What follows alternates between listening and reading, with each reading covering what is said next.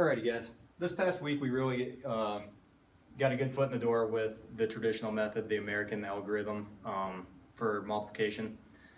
Today I want to go over a new method to use. It's called the box method. It's essentially the same thing as the traditional method. The big kicker on it though is it just does a much nicer job of illustrating what is going on in multiple digit multiplication problems. It's kind of stretching it out more. The traditional method is very good at just keeping everything condensed and you get the math done and move on to your next question. That's why everybody likes it. This one, the box method, however, it's just stretching it out, so at least you get to see what's happening in your maths, and this is how you're getting to the next answer. So we'll give it a shot and just try to keep with me. If you do have any questions, something that just looked wrong or something that really fumbled with you, jot it down real quick, even if you have to replay the video, rewind it, just so that when you get to class next week, you have something to ask me and hopefully I can get you back on the right path. So we'll give the box method a shot. First off, you need a multiplication problem. So let's go with 56 times 43. First step to make is draw a box.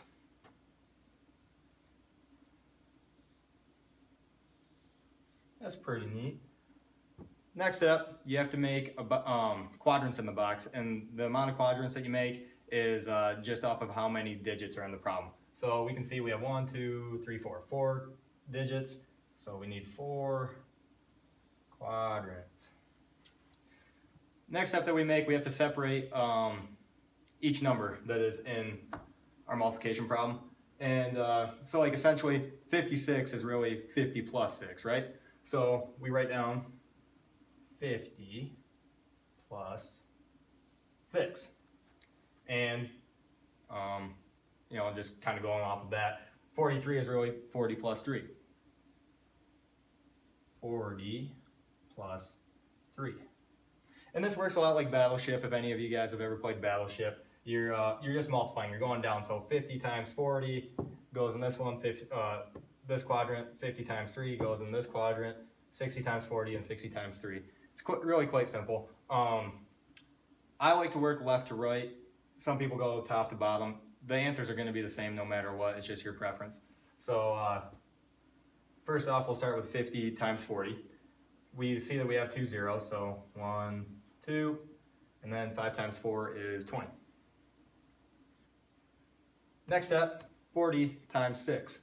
We have 1 0, and now we just 40 times 6, or I apologize, 4 times 6. And we know that is 24. So 240 goes in that box. Next step that we take is 3 times 50. Once again, we have a 0 left over, and 3 times 5 is 15. So 150, it goes in that quadrant. Now 3 times 6. 3 times 6 is 18. All right, now that we have our table all filled in, we are just going to take all the numbers and add them. I prefer you guys, at least right now, as we get going, it's going to be a lot easier. It might come more simple for you where you can just add it up and move on. I want you guys to at least write all the problems down again. So once again, we're going to start with 2,000. Next, highest number is 240, 150, and 18. All we're doing here is adding all the numbers up. So 0 plus 0 plus 0 plus 8 is 8. 0 plus 4 is 4. 4 plus 5 is 9. And 9 plus 1 is 10. So drop the 0, carry the 1. 1 plus 2 is 3. Plus 1 is 4. And just drop the 2 since we have no carriers. And that is your answer. Make sure you underline it and start so at least you can see what you came up with.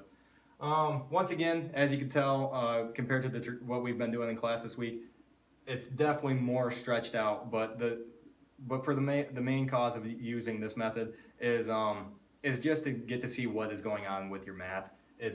I like it because it is definitely something that if you are struggling with the traditional algorithm, this should help you definitely in multiplication. Just because if you don't know your multiplication facts, so obviously 50, you're trying to figure out 56 times 43 is not going to be something that's going to just come in your head. It's not coming in my head. So what are you going to do? You're just going to break it apart. So 50 plus 6, 40 plus 3, and then just working through and adding all the numbers up. Really quite simple. Next, I'm just going to take you guys through the traditional method again, just to show you that just the difference of it, and we'll work on through that. So again, 56 times 43. We're going to make that a little bit bigger just because I'm old and my eyes don't work as well as they used to. 56 times 43. Multiplying it. Marker's killing me here. Okay, so the first step, just working bottom right hand corner. 3 times 6 is 18. Carry the 1. And as we know that we are adding the 1, not multiplying it. So 3 times 5 is 15, plus 1 is 16. So our first number is 168. Can cross out the 3 because we don't need it anymore. But we do have to put the 0 down for the placeholder because we don't have just 4, we still have 40. So the next step that we make is 6 times 4 is 24. So drop the 4, carry the 2, and make sure that we are crossing out the 1. Kill the 1, no more 1, because you just don't want to get confused on that.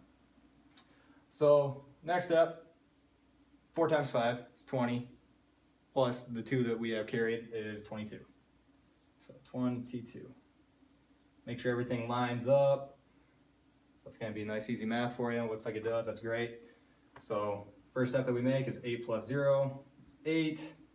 6 plus 4 is 10. 1 plus 2 is, 6 plus 4 is 10, so we drop the 0. Got ahead of myself. Is 10, so drop the 0, carry the 1. Now we have 1 plus 1 is 2, 2 plus 2 is 4. And with nothing to carry, we just have to drop the 2. And that is our answer, guys, so make sure that we start. Again, you can see that we came up with the same answer from the box method as we have from the traditional method. And having it all written out, it's definitely a little bit more condensed to use this one. It's going to take up less paper, save more trees. Well, I'm not worried about trees right now. I'm worried about getting this information into your head. And I think that if you are definitely struggling with the traditional method, the box method should work for you guys, and at least get a good foot in the door as to what we're looking for in multiplication. Again, if you have any questions, write them down so that we can get right on that the next day that we're in class, and it should go well from here. Thanks, guys. See you soon.